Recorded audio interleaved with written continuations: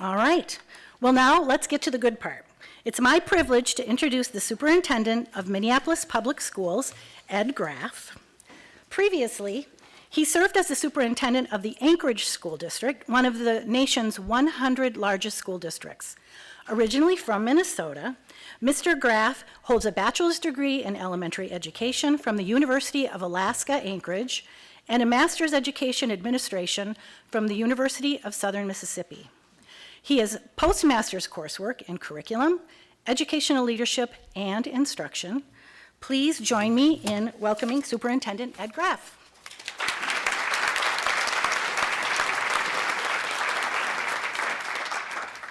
Thank you, Andrea. Good afternoon, everyone. Thank you for being here on this wonderful snowy fall day. I think we're well on our way to winter, so I expect that we'll be having those webinars happening very soon here, or phone calls. I want to be very brief this afternoon because I want to get to the heart of what we are here to share with you. And obviously the theme of this conference is one that resonates with what we're about to share in Minneapolis Public Schools. But before I do that, I would love to get just a sense of who we have in the audience, as I do have some staff here with me. I also have some parents from Minneapolis Public Schools, so it's helpful for them to understand who they're sharing information with. So if you are a board member, could you raise your hand? Wow, outstanding. And I just want to acknowledge Minneapolis Public Schools Board Director Caprini. Thank you for being here. Appreciate your support. If you are a superintendent or a director or senior leadership member of your district, will you raise your hand? Great. And if you are, you're always welcome to share that you're a parent and an employee, but if you are a parent in particular, any parents? Yep. And any students in the room? Any students in the room? Always a learner. Yes, thank you. So very briefly, again, what we're going to share with you is about some work that we've been doing in Minneapolis Public Schools, and it was really designed to address a persistent problem that we had. I know in districts many times we're interested in getting information, whether it's through a survey or we want to change the course of something that we're doing in the district, so we say, let's get some feedback. And the persistent problem that we faced is we always ended up with the same individuals responding, and we always went out in the same way to get that feedback. So what we are going to share with you today is part of our parent participatory evaluation. And really what I found came out of this are three significant things. The first thing is that we were able to build and to prioritize the expertise that we had within our community. And you'll hear a little bit about how we were able to build on the expertise that was provided in our community to our parents and families. We were also able to empower families, able to empower parents in many cases who had been underrepresented or who had not been given the access and resources to share their expertise.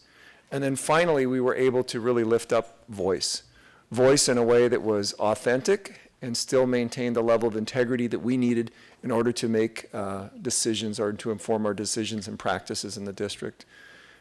So this is not something that happened overnight. It's something that does take time. And as a people-intensive business, a lot of it has to do with the relationships and the trust that you can forge throughout this process.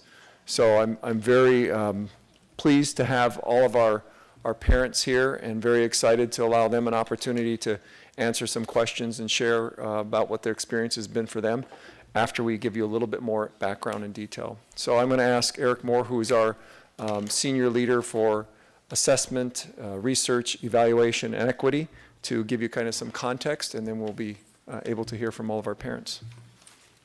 All right. Thank you. Okay. Good afternoon, everyone. So it's nice to present again, to see familiar faces. I'm going to, the presentation's organized in three ways. So myself and Executive Director Ortina will give an overview of the program. We'll have a parent panel in which we'll hear from our parents, their perspectives. Because that's, we're doing this work for them, with them, and also to do our work better as a school district.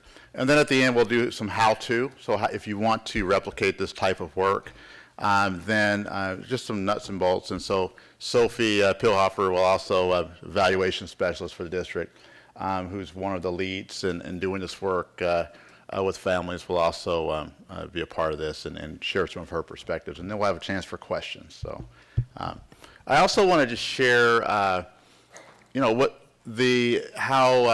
great it is to work in Minneapolis Public Schools and for a superintendent that allowed us to take this risk and try kind of an alternative way of collecting information, but also in many regards how you see the world, right? And I think a lot of times we really focus on doing things one particular way, doing things the way they've always been done.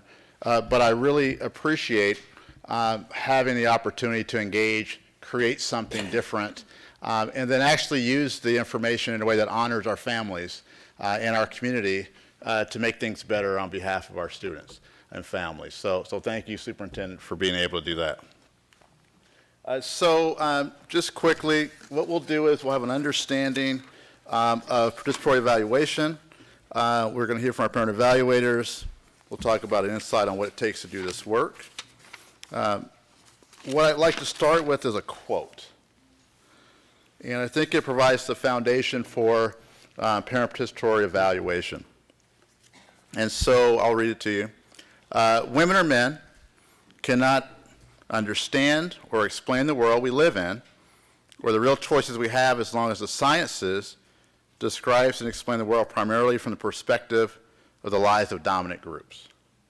Right? By recognizing science as a set of local practices, it becomes possible to decenter it and develop a framework within which all knowledge systems can be equitably compared. Right? As the superintendent mentioned, we've been collecting information regarding policy practices, trying to inform the decision-making for Minneapolis Public Schools.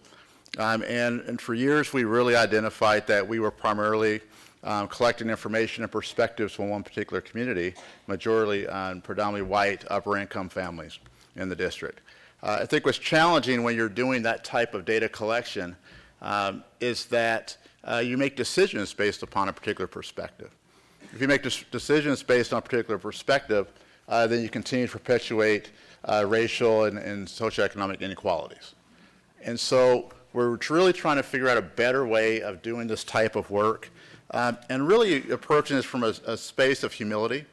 We use the term cultural humility in our district, really trying to step back and say, maybe we don't have all the answers. And shifting our framework from listening, so we do a lot of listening with our communities, to hearing. We don't do a lot of hearing. And I see the difference there.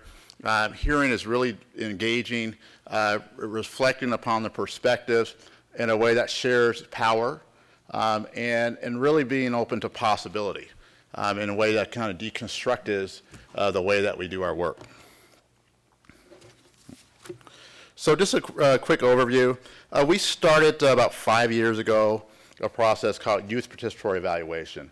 It's a similar model. We had our every middle and high school has 612 has a Youth Participatory Evaluation group.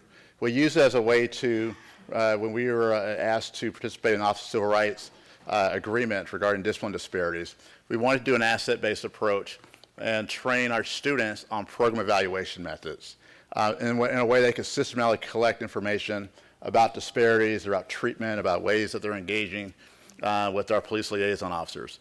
So every 6th through 12th grade school has a group of youth evaluators. And then we take that information, we train the students on data collection methods. You can go onto our website. The quality of those projects have just been phenomenal. At the end of the year, they actually, we have a conference-style presentation in which they're able to present to each other.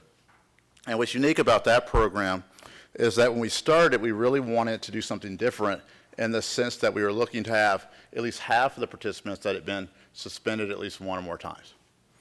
Okay, so really trying to take an asset-based approach to this work. From that work, last year we started parent participatory evaluation along the same vein, really wanting to engage our families in a way in which we were training, collaborating with our external relations department and our community engagement department, and really wanting to partner in a way that provides our families some of the language of the institution, exposing and engaging in ways of knowing. Right? So there's a way that we determine truth, in our positions within educational institutions. And sometimes families have really important things to say, but it's really difficult to engage the system in a way in which folks can be heard. And we really wanted to get away from the conversation of anecdotal conversation around equity to really systematically collecting the information in a way that has to be heard. And I'll share with you a powerful moment is when the first round, the parents were sharing their information about how the school district can make their families feel valued. And as the parents are sharing their themes, we were looking at our groups for our special education, American Indian, Asian, African American, American Indian, Somali groups. As people were sharing their themes, one after the other, they said the same thing. Now, we typically engage in these conversations separately, right? And sometimes those conversations, because they're so challenging, it's easy to make those anecdotal. Or sometimes we dismiss the conversations that we're having in a way that we want to align resources to that work because they're one-off conversations. But to hear family after family, group after group, share the same thing, pretty soon you had this thematic, these themes that started erupting. And then we really said, well, we have to honor the voices, and so we were very deliberate about aligning this process to the budget allocation process, right? Because historically, we do a lot of engagement with our communities, particularly communities of color, but we don't see a lot on the other end, right? We don't see a lot of resource allocation. We don't see a lot of action planning aligned to the data that we collect. So that was something really important that we wanted to do.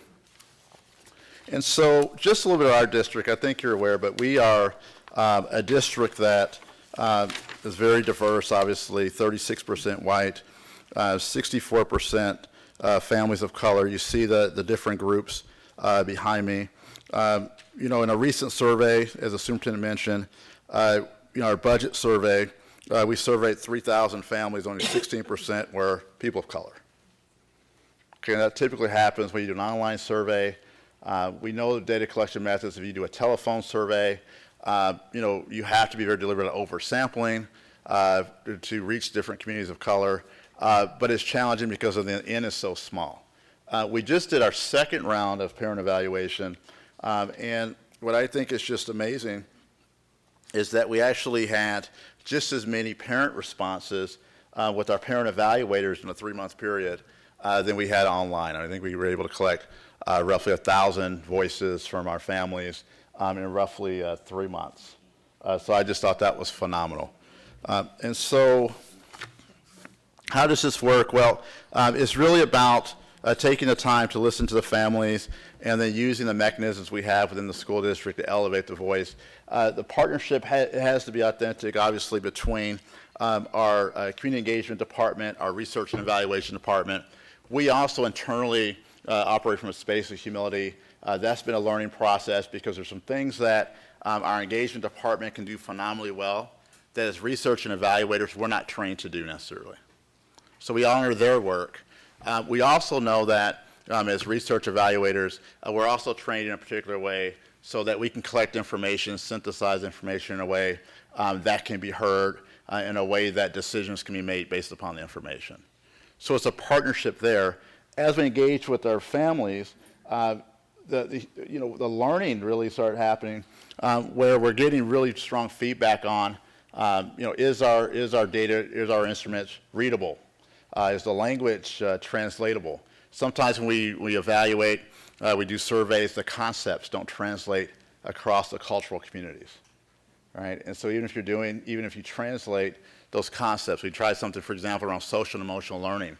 Some of the social and emotional learning terminology didn't translate, or that meaning wasn't similar across different cultural communities. So they help us refine our instruments. One of my proudest moments I'll share is, as we're working with the different groups, and they were looking at the different instruments, they're doing that work because of our family engagement, our engagement department. They're doing it in their own language, their home language. And we've been very blessed. We also have several staff in the research evaluation department. As we hired for staff, it was really important that folks in our department spoke multiple languages. But just imagine going from room to room with the different groups, and you're talking about challenges in the community, you're defining problems, you're talking about the appropriate methods, you're synthesizing information in the languages of the community. Right? And we're actually asking and engaging, like, how can we do our work better? Because fundamentally, we want to get at the notion of truth so that we can really make effective decisions. And I think that's probably one of the challenges around the gaps in opportunity and learning that we see, is that we don't take the time to really listen, hear our families and what they're saying about things we can do better. And so here's the partnership, and then I'm going to ask my partner in crime to join me here. But starting with the research and evaluation, we do data collection, obviously we're trained in that, analysis. We do the identification of themes, and then we work on reporting. And there's been a push and pull at times with the engagement department, because sometimes we're trained to report a certain way, and so it's like, who is this report for? Right? So we're collaborating on that as in all intents and purposes, as equals and partners in the learning. And then our parent evaluators, the community connections, obviously the different groups, really wanting an authentic and WIS experience in Minneapolis Public Schools, spending time developing trust with each other. As we've worked together more, I think the conversations obviously become more authentic, and I like that. I mean, it feels like that's the truest form of engagement to me, is not only having people present, but critically engaging in all aspects of the system, so that they're moving from a participant to actually a co-constructor and a builder with. And so that's what we're trying to do. I'm going to turn it over to you. Thank you, Chief Moore. Again, good afternoon. My name is Selina Martina. I am the Executive Director of Engagement and External Relations. And Chief Moore, you said everything I had to say. Sorry, I get fired up about this stuff. No, that's okay. We can co-present. Okay. So, well, you said it well, actually. This program is only possible with a true collaboration of three, major players. So you see in this graph, so without parents, their expertise, their community connections, their strong relationships with their communities, their valuable contributions are, important for this program to really work.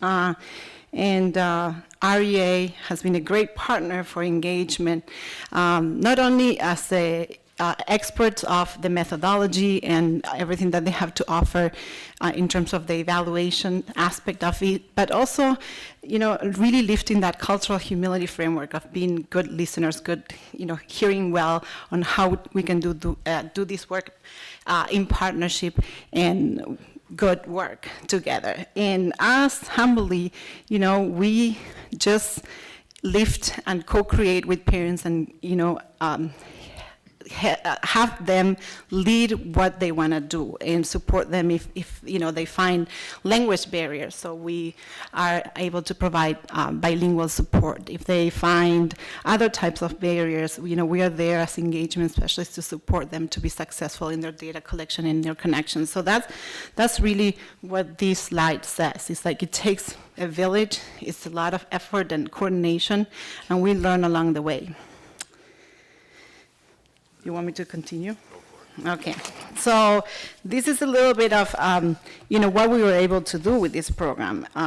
We use different methodologies, so parents have the opportunity to choose. They can tell you more. We're going to have them talk, I promise you. We're talking a lot. They will talk more. So they use either surveys or group discussions or participatory activities to collect their data. And it's interesting, and they can probably talk a little bit more about it, but you could see that they learned about these tools, and they really thought about not only themselves or being successful, but how their communities were going to be engaging with these tools. So, for example, there was one group that said, I understand surveys is a tool, but my community is an oral community. We're relationship builders. We want to be engaging and talking about these themes, so we need more interviews or group conversations. So they really decided on the tool, and this is and that's an output of our first parent participatory evaluation. We were able to collect over 2,000 responses through this partnership with parents. So one of the themes that came across, and again, the question, I don't know if I said, the question of our first parent participatory evaluation is how can the district welcome your student? How can we make sure that the schools value and respect you for who you are? So as you can see, these are the themes that, may not be surprising to us. We may know this already, right? But really very intentional about how schools can elevate or strengthen their commitment to see their students and their cultures and their stories and their histories and their communities, and not by students themselves, but honor that. Or perhaps, we're quick in schools to call home when someone is not behaving, when someone is not attaining, when someone is not listening. So how about more positive communication? So, pick up a phone, call parents when, students are doing something good. So that's what we heard from parents. That's how I feel value. If someone calls me and says, so-and-so is doing great, today they had a great day. And the third point there is, and this is again not something that perhaps we struggle alone in Minneapolis, is how do we engage, recruit, and hire staff, teachers that represent, connect, and have similar cultural backgrounds and language of our students. So that continues to be a high priority for many of our communities. You want to talk about the next ones, Chief Moore? Programming and courses. One of the things that our family said is they wanted to see on behalf of their children, more courses that reflected the experience and histories and perspectives of their own children. And so that was clear again across groups. A system that empowers parents to advocate and value the cultures and histories, a system of support, more work around special education, understanding, navigating the special education system. There's been some really good work done with that. Sarah has done a lot of work around that with our associate superintendent for special education, and so that's been some phenomenal work.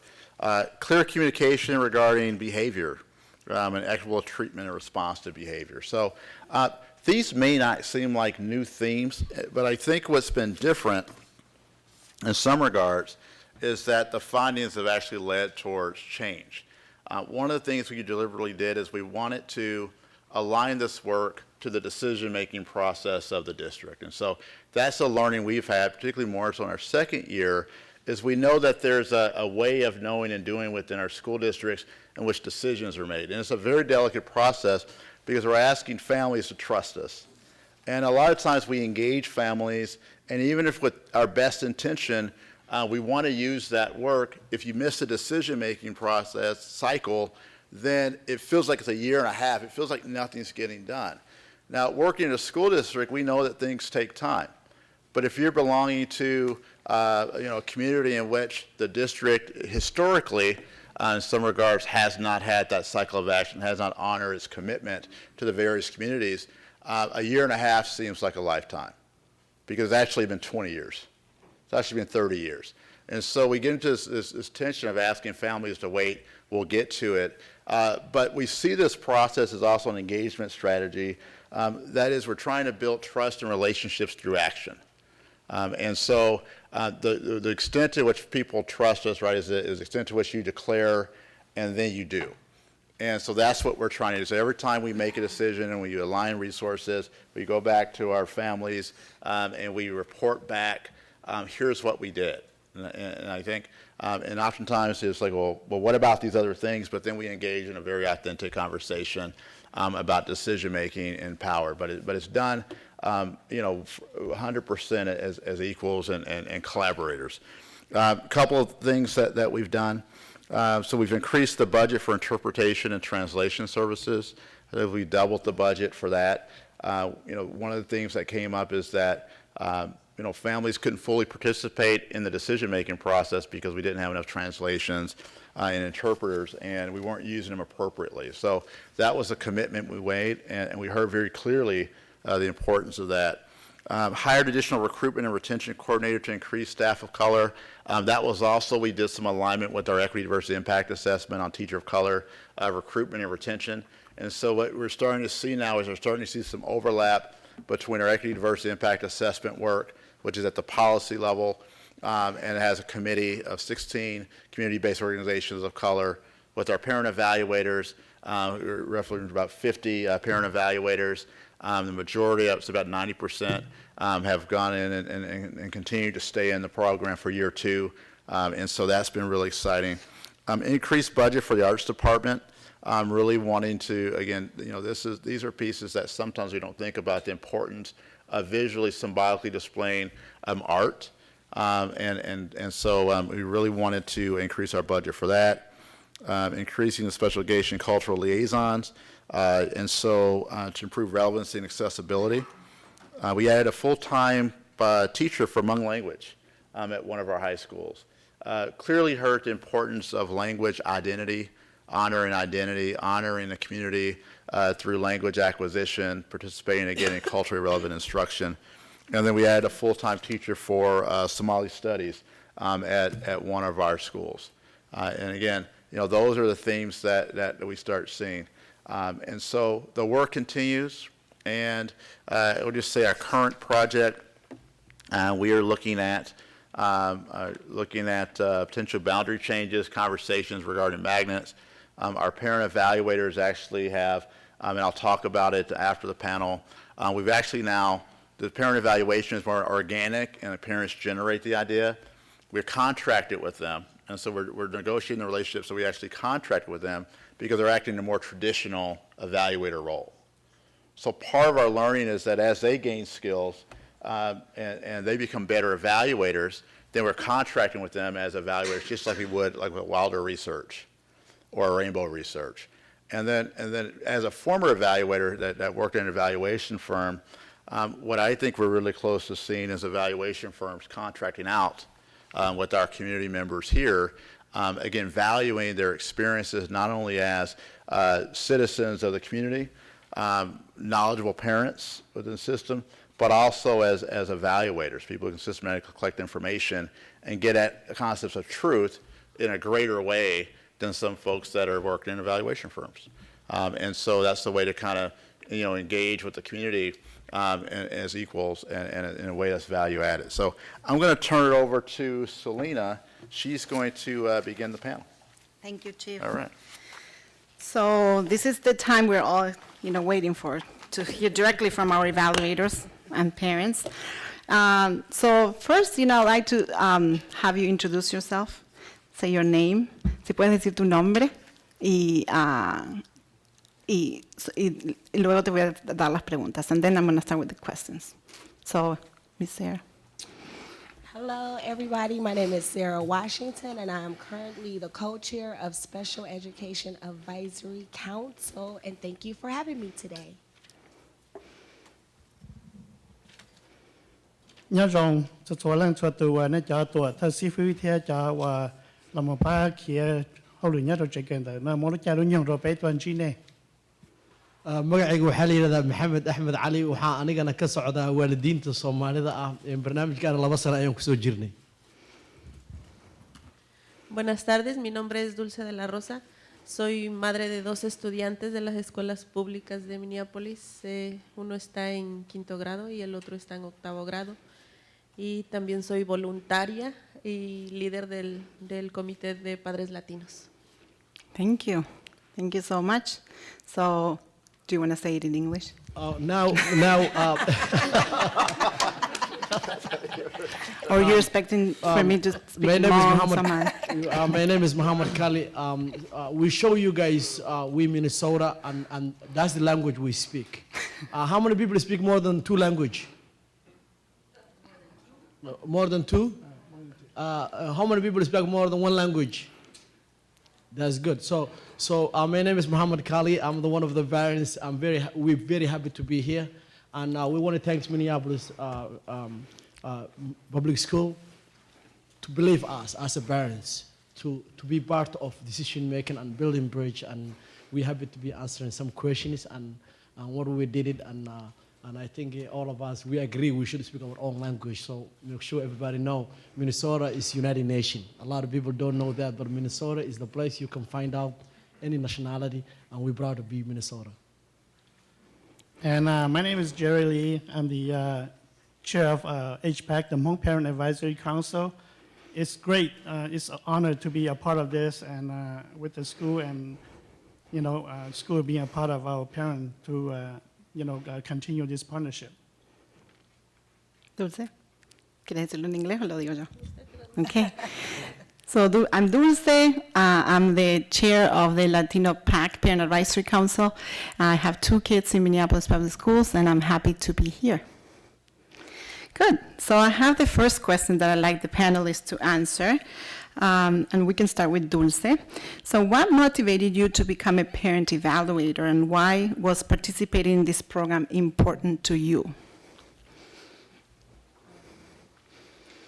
Lo que me ha motivado primeramente son mis hijos y también saber la gran necesidad que existe en mi comunidad hispanohablante. Y creo que la mayor necesidad que tenemos como comunidad es la falta de información.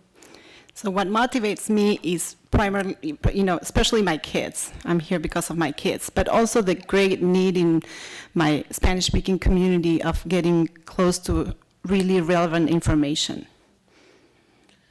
Y también para mí es muy importante, demasiado importante, porque puedo interactuar con mi gente en mi propia lengua, porque ellos tienen la confianza de compartirme sus experiencias y al mismo tiempo sus frustraciones que tienen.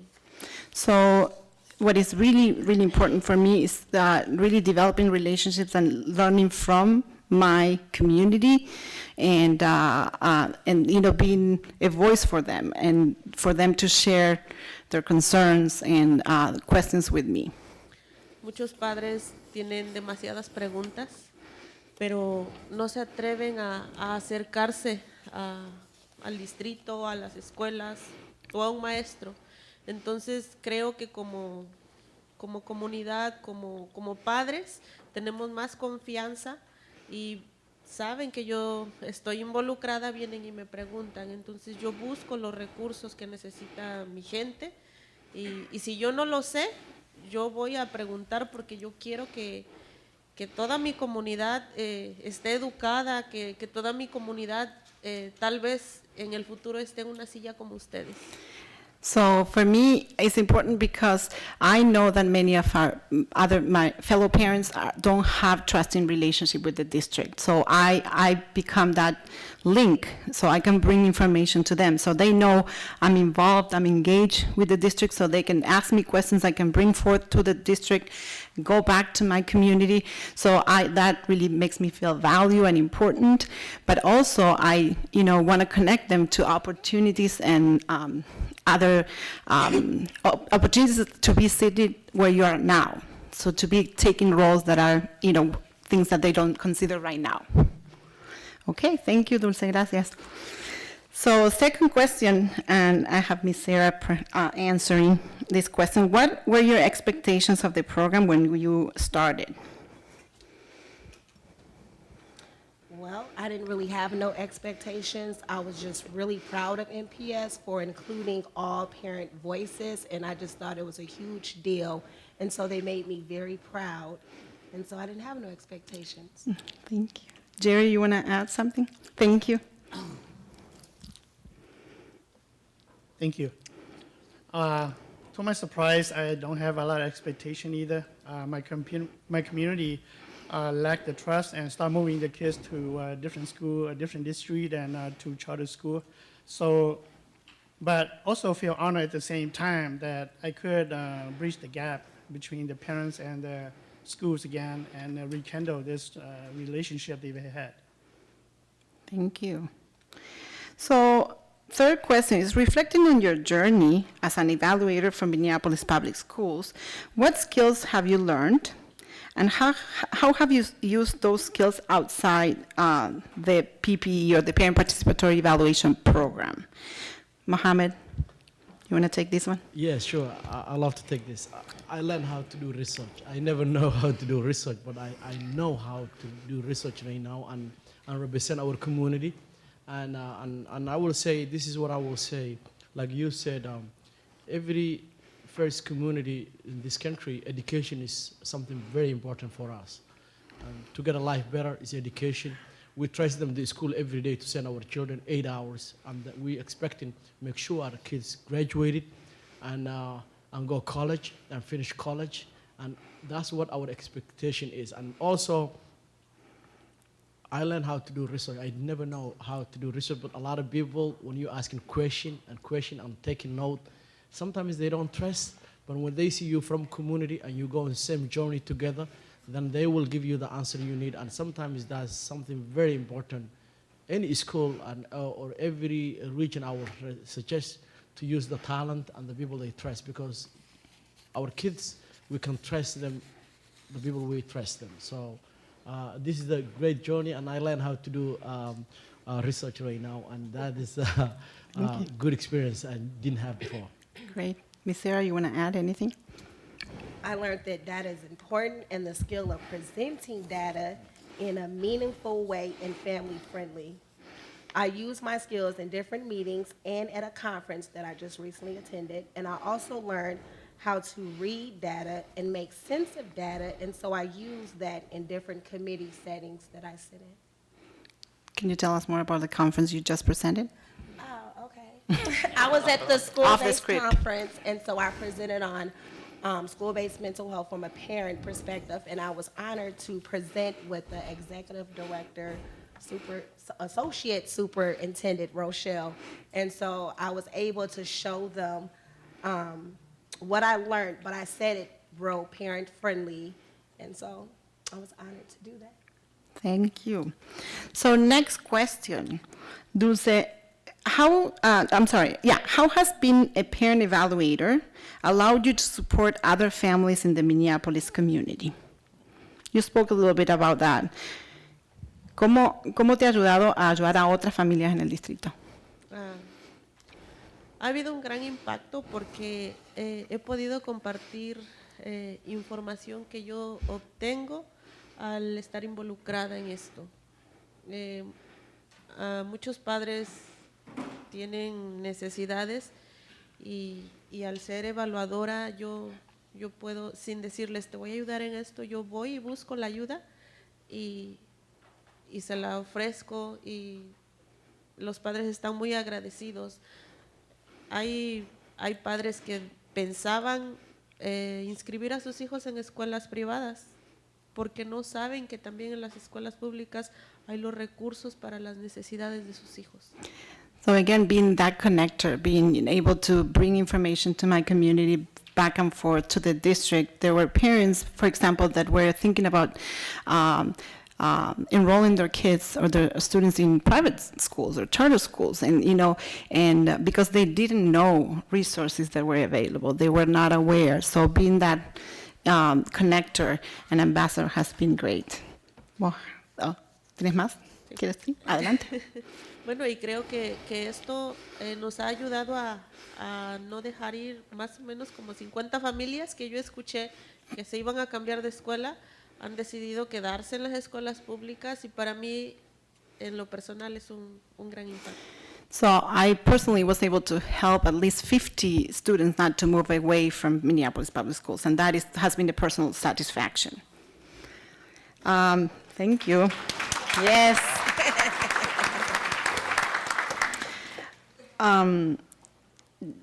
Jerry, what challenges did you face in your work as an evaluator? Well, because all the people, the community is all the family that I know, and they know me personally. It's very hard to, because when they talk to you, they say, Jerry, since you're gonna be the voice, we're gonna hold you accountable, make sure that the district honors what we request, right? So I think that's one of the biggest challenges that, I'm being held accountable for something that I probably won't be able to do. That was my expectation at the beginning. And so with bringing all those boys back to the district, and we were able to offer them, to reinstate the monk program back in Patrick Henry and again, and also hire a full-time teacher to teach that class.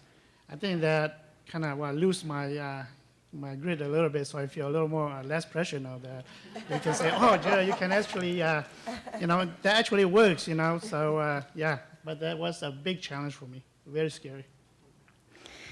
So, Sarah, you want to add? Well, I didn't face any challenges. Again, I am very proud of the leadership of MPS, and I'm also proud that they are involving different parents in different communities, and I was lucky to use my platform at SEEK, the Special Education Advisory Council. I don't want to use acronyms. And then also I was able to get in my community, so I'm lucky to be able to relate to two different type of parents. So I didn't have any challenges. I'm just proud of the leadership and what MPS is doing because it's great work. Thank you, Sarah. So the last question for Mohammed. What is your, do you want to share challenges? Oh, yeah, that would be a good one. Okay. That would be something very good. By the way, we experience each community have a different challenge, and that is something very good we should be sharing.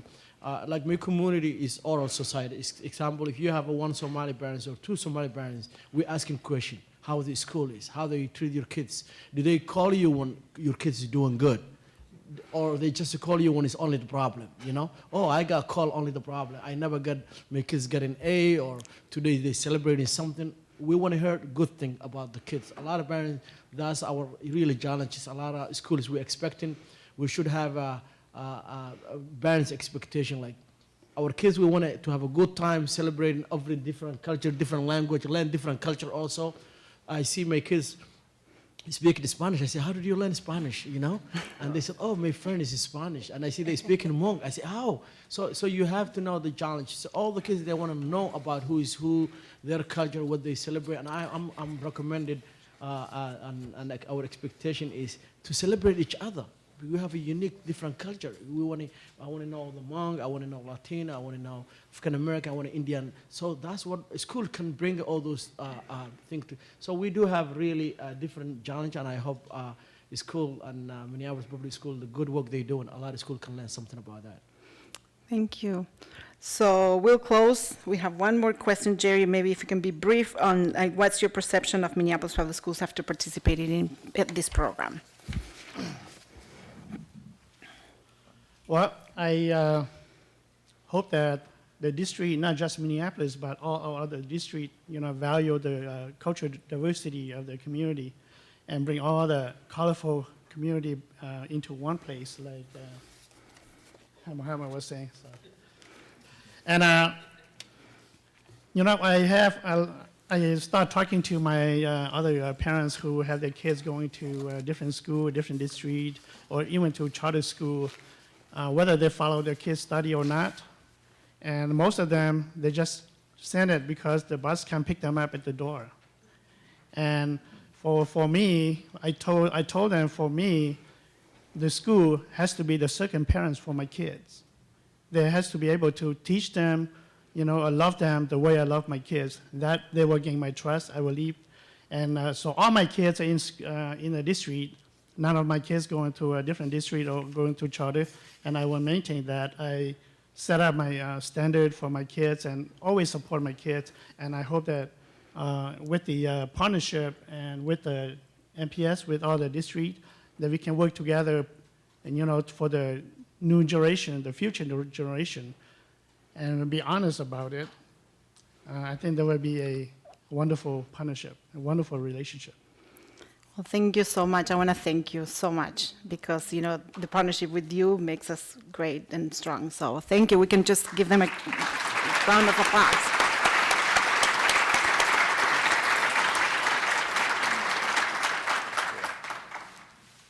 We also have time for questions. Do you have a little bit? Okay, that's a little bit more. Okay, sorry, we have a little bit more.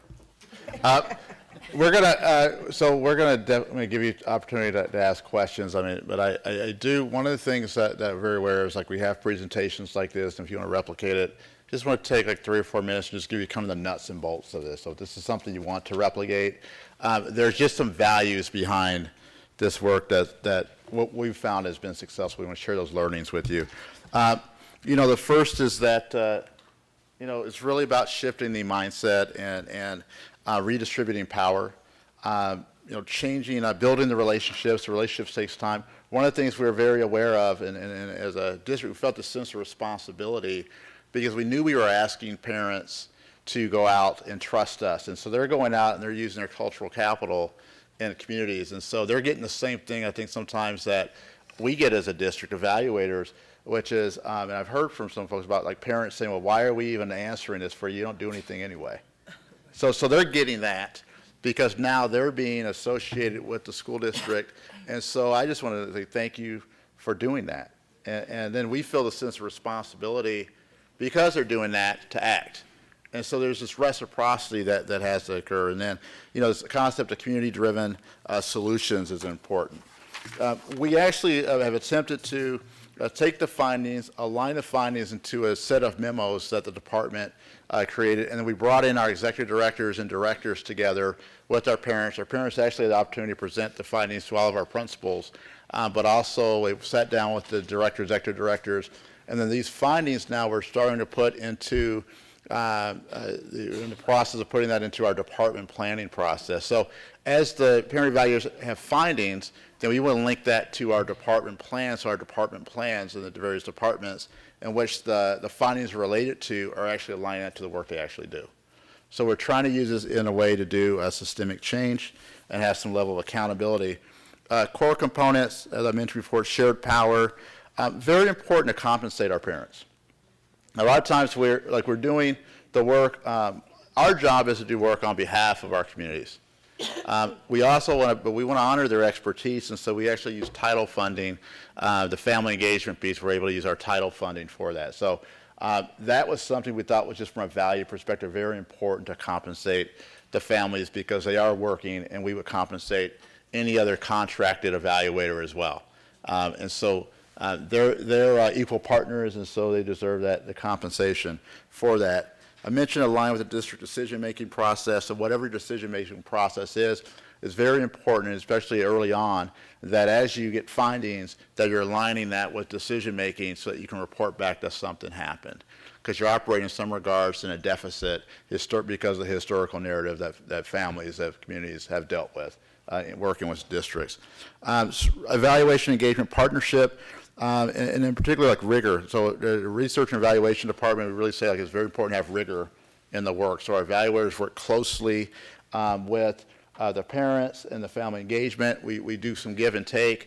For example, one of the parents from the American Indian group, so I have this number in my mind sometimes that I want to have. I say, okay, I want 2,500 voices, right, or 2,000 voices. But one parent really did, and so each parent in some cases assigned at least 25. So every parent was at least 25. But one of our families, they did a deep interview with I think 4 parents for 2 hours. And and that was so rich. And then shifting our way of thinking though as an institution to say that's just as valuable, right? That level of knowledge and deep conversation collected in a systematically collected way, right, is just as valuable, right? And so honoring the way of knowing and doing in the various communities, oral traditions, so surveys don't work. And so we're actually changing the way that we're conceptualizing what truth is, what is enough information to act upon, moving beyond surveys, which are more aligned to a dominant culture, right? And so what we find is just rationally that families of color, in many cases, the disengagement is evident by not participating in this, the traditional online data collection process. What we find from some of our more privileged families economically and white families are that they're hyper engaged, right? So you see groups of parents that are filling out everything multiple times, right? And that's a rational response to not trusting the district. And then some of our communities that have been marginalized historically are also saying we're not going to engage in the process because it doesn't matter anyway. So we're rationally not going to engage and use our time for that, right? So there's 2 levels of disengagement. One's hyper aware, but we award that hyper engagement.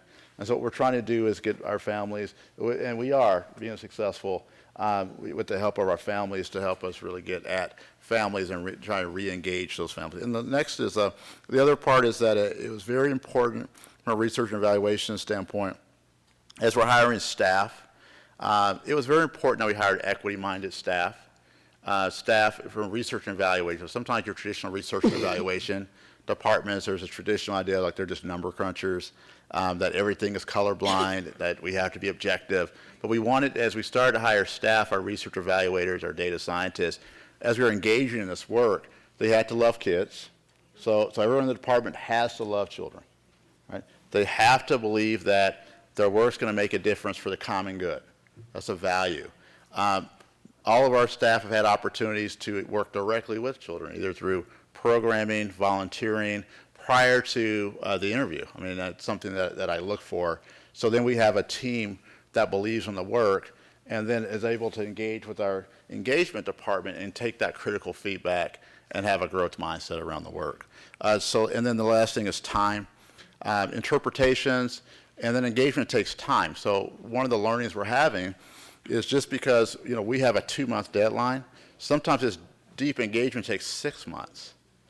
And so there's this push-pull because our traditional system is aligned to rapid data collection time, all right? And our community is saying, well, you're not really hearing us.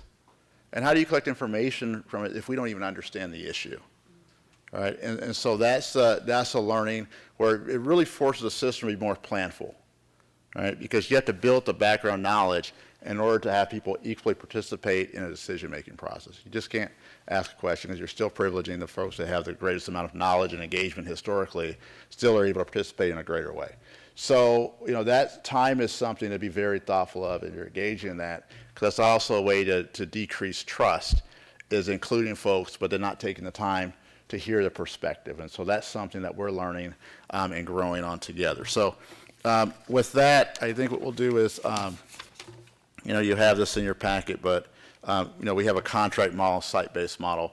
We're actually received a grant with the support of the Northside Funders Group in the district, and then we're actually using some Title IV dollars to do a parent-based or a site-based model. So we're actually going to take we have a evaluation staff that's funded, that's able to work directly with the school. They're going to support families going door to door in the community to talk about within the community, how do you feel respected and valued? And we've targeted a school that has, in this case, like a low market share, a large number of families that that rest in the community that may be going to charters and others. We're going to do some door-to-door work by working with our parents systematically, working with the parent committee at that particular school. They're going to go out and collect information so that we can start talking about co-constructing, in some regards, redesigning, rethinking how we're doing the work of school in that community so those families want to go to that location. So that's a thing that we're trying as a site-based model, as a way to perhaps influence some of the parent work, the site councils we have across the district. So with that, we're going to open it up for questions, and I'm sure there's a ton for our family. So, yes?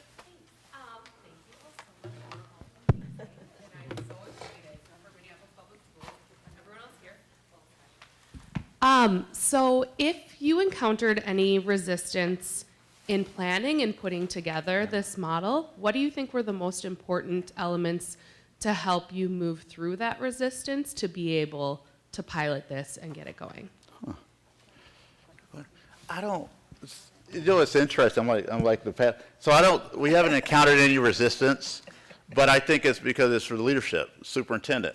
So we actually had this idea, and I assured superintendent, the superintendent, wants details, as good superintendents do, and so but once like the superintendent understood the conceptual framework of it, he empowered staff to do the work, and then I think, but I think the biggest challenge is having equity-minded staff and internal collaboration, which is like, sometimes it's rare to have a research and evaluation accountability unit be able to partner with the engagement unit, right? And so that was internally really trying to get at those internal politics and collaboration, but that was the issue. Absolutely.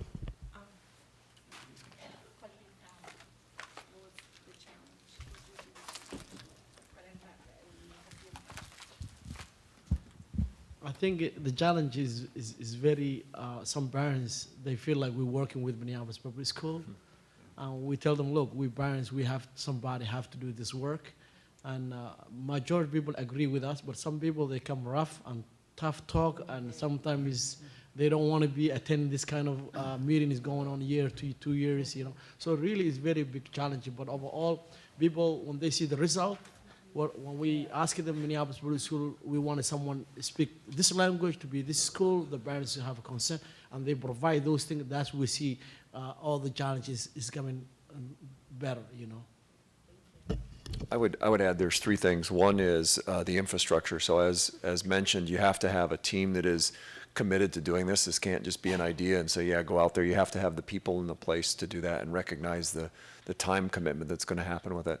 The second thing is the impact that it's going to mean for all of these parents. And so, you know, I know them personally much more now than I did over a year and a half ago. I mean, I know that, you know, Dulce's son is having a birthday in a couple of weeks. You know, I know that Mr. Kali is a Somali American radio host. You know, Jerry is again coordinating another Hmong celebration at one of our schools, and Miss Washington, she gets an email from me on her birthday. You know, these are things that, so you have these deep connections with people, and what it leads to is vulnerability for them, and the expectation of trust for us. Because the last thing I want to do is have them go out, commit their, you know, their cultural capital to something, only to turn around and say, we failed you again. So those three things, the connection you have with the parents is really important, and then the commitment you have to do something with that information. And we balance that out, because I tell them some of the feedback we got, we cannot do that. That is not possible. Doesn't mean I don't value, I don't hear you, but let me explain why we can't do that. And many times it's we can't do that right now. So I would say those are things that you really have to be mindful of before you go out and do something like this, is what's your commitment to it. Because they are what I would term critical supporters.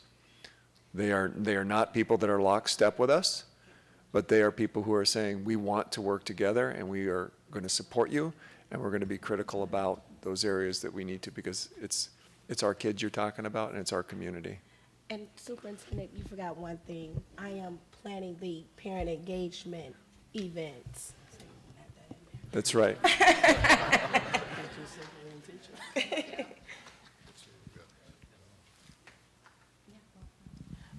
I have a question. First, my comment is congratulations, Minneapolis Public Schools, for the work that you're doing. And you answered part of it. You've been doing this for a year and a half. And I think it's important that you continue to protect your people and nurture them so they continue to grow. But my comment kind of has to do with, for first-ring suburban school districts, it's wonderful that what you're doing is great. And being able to replicate that in first-ring suburban school districts is vital. Beyond that is the bridge between the families of color and the white families, because white families see them as the other. And so the community that the gentleman talked about, wanting to see this robust, everybody's kind of in the community together, well, they really are physically in the community together. However, there's a different level of connection. So if our families of color can get efficacy, capacity, can become strengthened, they can be a model perhaps from afar, but at the same time, you're on the front edge, Minneapolis, so we'll be looking for you to also take it a step further, because you have 30% of the families that are in your community are white. We have to figure it out of how people can get an education in the same space and understand, because part of this divide you talked about where people, the over-engaged parent and the seemingly under-engaged parent, right. If people are passing judgment on people that they view as not caring because they engage in a different way, then it's easy for me to pass judgment on you and think that you don't care. So then it's easy for me to disassociate everything else that comes after that. This is vital work. So you're on the leading edge, Minneapolis. So we'll be looking for you to kind of help go to the next level. Think about it. You don't have to do it right now because you've got work to do. But think about it. How do we then bring that other third in? Because we can't do it without the other third.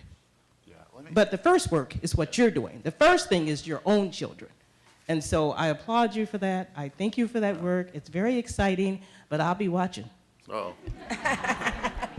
Let me share something wonderful is happening with this project in the sense that we're starting to see, we have an equity, diversity, impact assessment committee of 16 community-based organizations of color. Our World's Best Workforce Committee is now, right, engaging with our parent evaluators and our equity, diversity, impact assessment committee. And then some of these folks are now joining different committees. So you're starting to see this cross-pollination where we are engaging, right, to your point, with like the larger institution, but the groups that are predominantly white. And again, the other part is the hope is that, as you do this work with equity focus, you look at site councils, we're still engaging with our principals about the site councils being reflective of the community. Right? But I think what we're trying to attempt to do is like we're reconceptualizing where knowledge comes from, and even the symbolic, right, the image of having our families of color going in front of folks saying, defining the problem, the methodology, discussion, findings, right? And using that type of language, it reframes, right, who can own knowledge and make decisions, et cetera. So, but it's the World's Best Workforce Committee, and that's a group that's predominantly white, right? And many of you have World's Best Workforce Committees in your district. Having our parent evaluators now engaging with that group, and you're starting to see this cross-pollination and the alliances. And it's a wonderful thing to see. It's a wonderful thing to see. I thought about, if you're doing it in a suburban community, you may not, and I've worked in a suburban district before, and so you may have to have only one group, right, depending on your demographics. But I think, or one or two groups, right? And so, but I would say that you need at least two different groups, because what we're also seeing now, which I think is wonderful, is now in our parents are meeting, as I mentioned, the relationships are happening. So, it's not unheard of now to have someone from our African-American group sit in with someone in our Native group. And it's just like this natural learning where they're wanting to learn from each other and gain perspective. So yeah, I mean, I think the work continues, and so thank you for your comments. Yeah, just do you provide training for your evaluators? And if you do, what type of training? And then who determines the focus for your data gathering? Oh. All right, so training. So what do we do for training? I'm looking at Sophie. I was very deliberate, again, in hiring folks that had experiences in equity and experience in engaging with various communities of color. And so, do we provide training? I think the training is having a staff of folks. So I've been an evaluator for 20 years. When I started program evaluation, at that time I think there's probably only 3 or 4 evaluators of color. I mean, one of my mentors is T. Williams, who used to work at Rainbow Research. He was one of the only African-American evaluators who took me under his wing. Barry Cohen at Rainbow Research. I mean, there's so few folks that were doing community-based evaluation. This is based on a community-based evaluation model. But we do have conversations, training. Our training is reflection. We engage with our families. We do a lot of reflection internally about what we've learned. We do a lot of internal processing with our evaluation meetings. And so that's been the training. I think we're learning and really, as we're doing these types of presentations, it strengthens the conceptualization of the model. And Chief Moore, if I may add to that, we do establish more like I would call a community of practice, where engagement team and researchers meet, several times, and and we create spaces where we learn from each other's expertise, and we co-create. Again, we co-create, so we critique each other's work. We, plan how to recruit parents, how to engage parents, how to coach parents, how to, what tools. So there's a lot of time involved in respecting each other's expertise and creating that community of practice. And then, again, with parents. So there's a lot of, perhaps not training, but a lot of preparation and planning in co-creating with those 3 main groups for this program to happen. Yeah, a lot of learning and reflection, because as what I see, that staff are engaging with our families. They're coming back and we're reflecting upon what we're learning, and then we come back and we do something different. And so there's the professional development is engaging with a diverse group and having diverse perspectives around research, right, is invaluable. I just want to add it. We used to be 15 family. 14 of them, they selected me to lead this kind of parents leadership. But did they train us? We more expertise than our culture than Minneapolis Public School. yeah. That's why we're collecting the information. We tell them this is how we're thinking, this is how we need it, this is how our expectation is. And I hope that will start for also to learn something from us. So the future, and also I want to thank for Minneapolis Public School. They already have someone already well educated working with Minneapolis, like Ahmed is working with Minneapolis Public School, and he organized the parents, and he said, look, you guys have to speak out for your children, because sometimes if we don't communicate straightforward with Minneapolis Public School and tell them how education is important for us, they said sometimes, I don't know if that's true or not, they said if the third grade cannot read and write, they go in prison, you know? That's how we scare as a parents. That's how, when we're talking, that's how we talk, you know? Make sure every kid's graduate. My son graduated Southwest, and now next year I hope he's graduating University of Oxford University. So we know how important is our children as a parents to take the responsibility, and elected officials have to be accountable, and we just keep coming back and asking them what we need. That's a good segue to my question. And my question is, as you have been doing this work, how, if at all, has that changed the conversations you have with your own children and what they're saying back with you?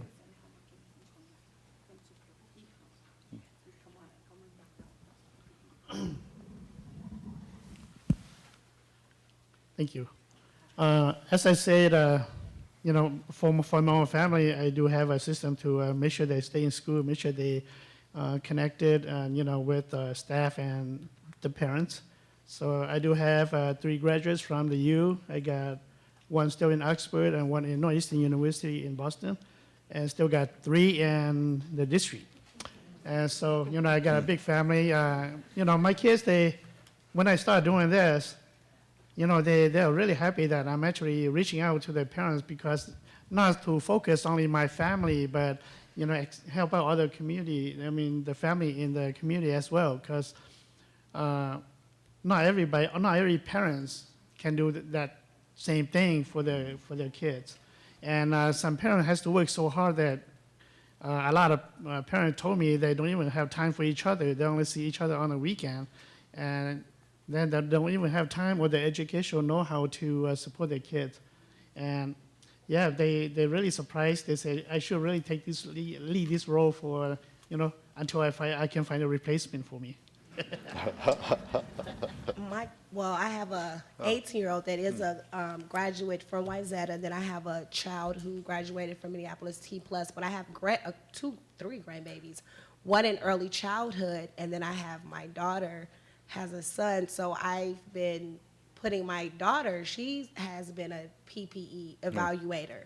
And so I'm teaching her to learn early, to be engaged, stay engaged, and I'm kind of showing her the ropes. And so she's really impressed with her mom. And so I just tooted my own horn, did I? But, and so I'm pleased that I'm able to be like, you know what, you guys get involved now, and especially my daughter who has a baby in early childhood. I'm like, yeah, you're gonna be in the next cohort in March. And so that's just, you know, they're really proud. And I'm excited to teach them how to stay engaged and be a partner in a positive way. Oh, is it on? It is. So I just want to make a comment. First, I'm so incredibly proud of all of you. I have a 20-year-old and a 16-year-old with Minneapolis Public Schools. Well, the 20-year-old's at the U. But when my 20-year-old was in kindergarten, 1st grade, 2nd grade, these are the things that we were asking for. I mean, the community was begging for the district to hear us, to see us. So to get to this place in 2019 and have a panel that, you know, just pours themselves into their community to bring back information so that we can support families is incredibly exciting. So it's nice to be able to go to work in this work and actually breathe. It really is. So I just want to say congratulations and thank you for your work.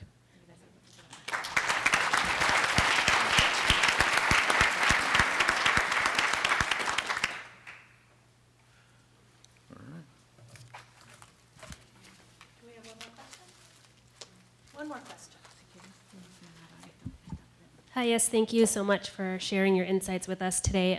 My question is, were you involved before this experience? And can you talk a little bit about how engaging in this way is leading to new voices and new engagement involvement by, getting to that new voices being brought to the table, not the same voices all the time? I was very involved. I was always a part of SEEK. I'm also part of the District Parent Advisory Council, which is the superintendent's group.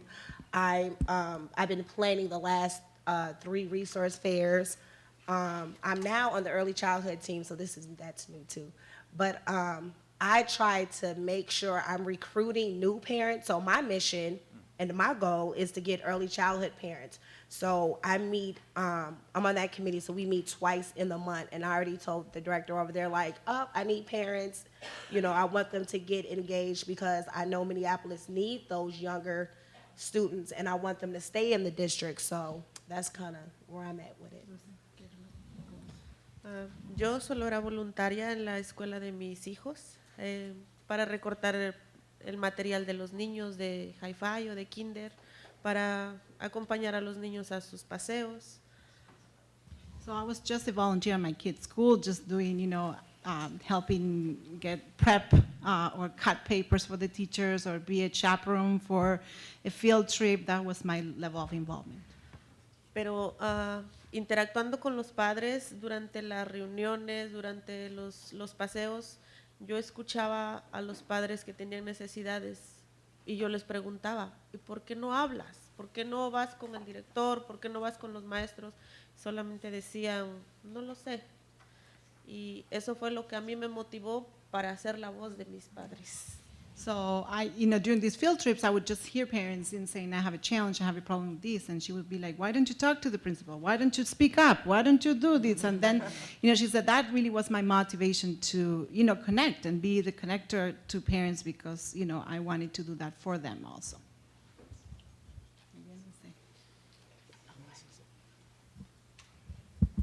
I just want to say this will take us to understand the system. Right now we learn about school choice, when the registration is started.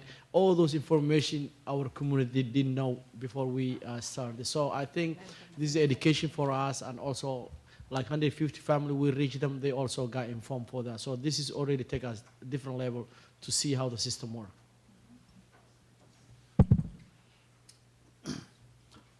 For my past experience, I just started working with the district last year, but before that, I'm always active in the community, try to maintain, preserve our culture and language. But I start seeing that our younger generation don't even have our tongue, can't even speak our own language. And that is becoming a concern that we will lose our unique culture identity of who we are.